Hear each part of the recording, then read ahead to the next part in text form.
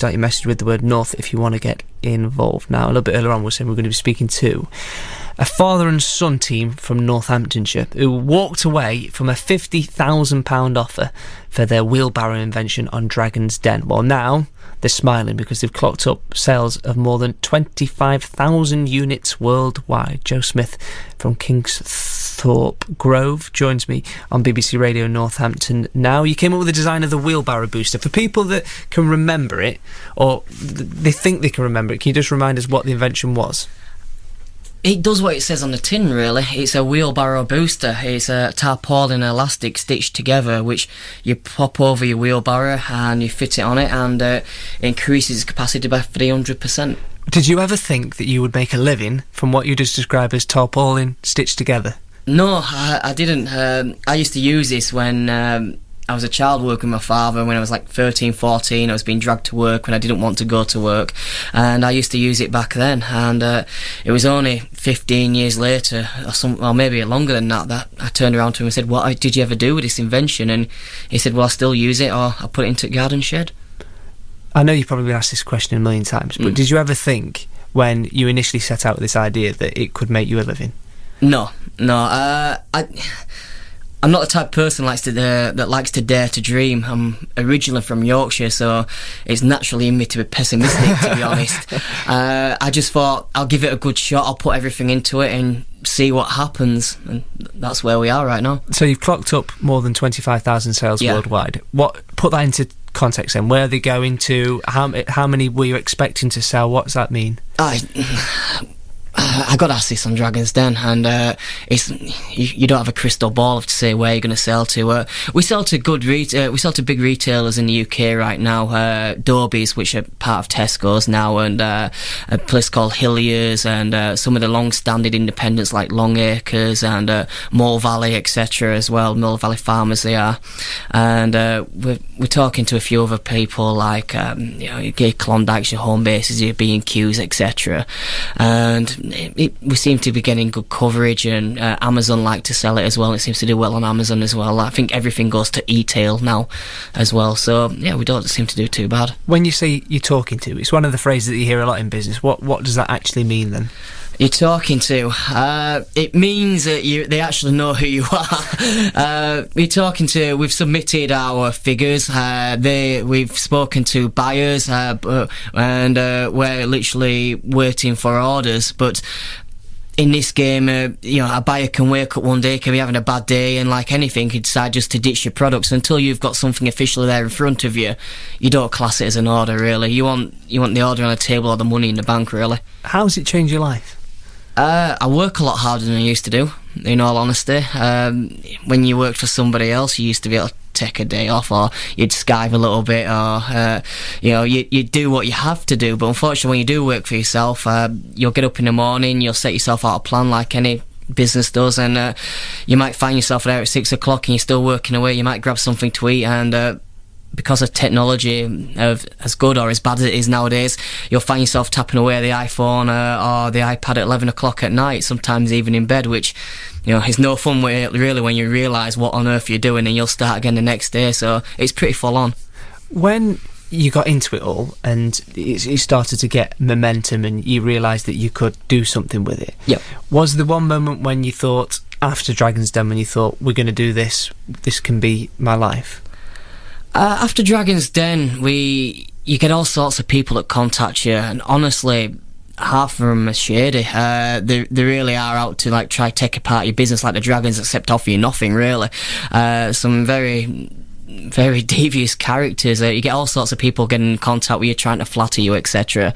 But you've kind of got to make your own way, and I think we realised that we could actually make a go of this when we got other like-minded gardening inventors start approaching us saying, would you take our product to market? We like how you've come across. Would you be interested in our invention? And we've grouped everything together, and now we've put it into a range that we're launching in September called the Grumpy Gardener. We realised that the editing off Dragon's Den made my father look a little bit less than pleasant in ways, I suppose, being quite forthright in telling Duncan Bannatyne to get lost. And we thought, well, let's take that negative, turn it into a positive. We feel that everyone knows a bit of a grumpy gardener somewhere along the lines. It's a good play on words, a good pun, a poker fun at ourselves, and we've now got 8 original inventions coming out in September. We've got 13 products that have gone from 1 to 13, and I think we'll have 2025 by this time next year, to be honest. We'll talk more about that in the next few minutes. So what countries are your products going to at the moment? New Zealand, Australia, Romania of all places. Sweden's done very well, Norway, Ireland, the UK. We've literally just had a conversation with Home Depot this afternoon. In America? Yeah, and they're pretty massive in all fairness, but that's baby tentative steps. So Germany as well, we get decent orders from Germany. So we're going across Europe, but we're really trying to push into everywhere that's agricultural, really, your bigger countries. So that is your USA, and it is a special place like Australia as well. How does it work then? Is it just like an email, a telephone call?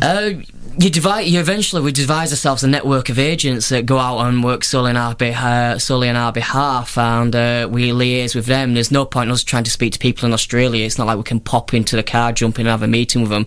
You've got to do it properly, and we have agents that work on our behalf in Australia, in America, and you get to know people through everything really. LinkedIn, social networking does help you out a lot. We've just been talking about where you're up to at the moment, but you said something when Bruno Mars was just playing that your dad's not seen the episode. No, he's never watched it. It was on at the same time as Downtown Abbey, and he really likes Downtown Abbey, and he said, well, he knew what happened on Dragon's Den, so he didn't really see the point of watching it again. But, that's his way of life, to be honest.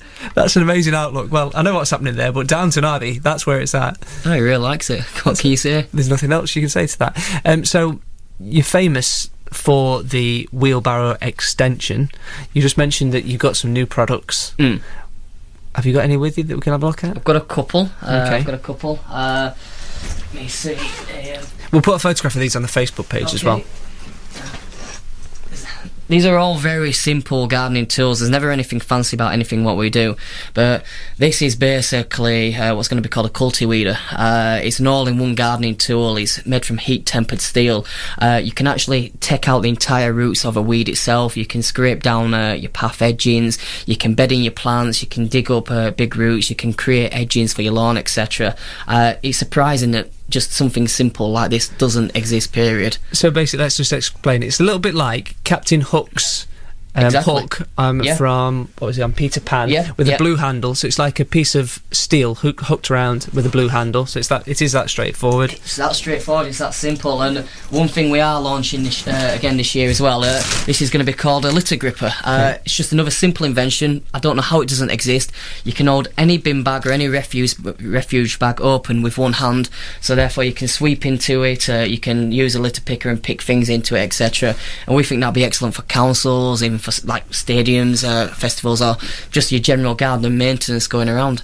So basically that's like the lid off of a bin, like your big bins that you get, your wheelie bins, just with a piece of plastic around it which your lid goes. It is one of those things you say, I can't believe it's not been invented before, but it does look that straightforward. Came from another gardening inventor that's been trying to push it into the market, and he asked us to see if we could take it forward. Do you think about how far you've come since applying for Dragon's Den in your life and business?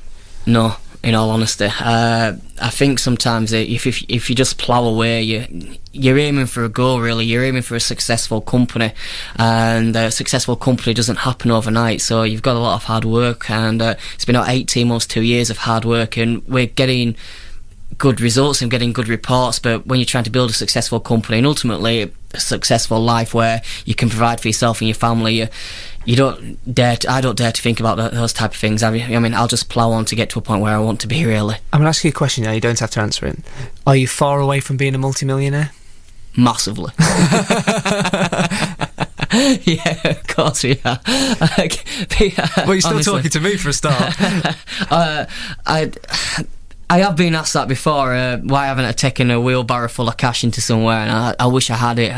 But like any new start-up business, whatever you make, you kind of reinvest back into your business, and I keep trying to do that 24/7 to keep the ball rolling. You can't just sit there just counting your coins. It doesn't work like that, and it's a very hard market, and you might sell a lot of boosters, etc., but you've got to, the margins on them are never going to be massive, etc., and that's why you've got to develop your range, develop the Grumpy Gardener, and develop your company, really. Has there been a moment since your appearance on Dragon's Den either being noticed by people or people that you've met that's felt very surreal? Honestly, the most surreal thing was a couple of months later, and I was by the fish counter in Morrison's, and some woman stopped me and went, "Your dad gave him what for, didn't he?" And I was like, "Hi, who are you?" And she went, "You did, didn't he?" And I didn't know she was talking about Dragon's Den, to be honest. She just looked a bit crazy to me. That was pretty surreal, and anytime I go home and I haven't seen people for maybe 10 years, some random half-drunk guy might stop me at the bar, or he might be staring at me for a while and say, "You won Dragon's Den, didn't you?" And I'm there trying to explain that you don't really win out. But yeah, it's nothing major, to be honest, like that. To me, it's just an entertainment show, and there's millions of them nowadays, and they come and go quite quickly. I've only got 2 more questions for you. Thank you very much for coming in. One of them is, you famously turned down the £50,000. Yeah. Have you ever regretted that decision? Honestly, no. There's a success story, say for example like Levi Roots or Levy Roots, but there's many that go by the wayside. A few things that you won't know about Dragon's Den is that once you're only one in 5 handshakes that you see on the TV actually make it to a business, and then there is due diligence that the Dragons do on you, and if they don't like your business after that due diligence, you've got to pay for that, so it's thousands of pounds as well. And even if they want 50% of your business, which we weren't prepared to do, they might want 60% of your voting rights, so it's not all as clean cut as people think. So with a few of the products that we're bringing out, for example, one is literally Oven Pride except eco-friendly and non-caustic. It's called Oven Gleam. I've never been able to develop that if I'd have been with a Dragon, so I'm quite happy where we are.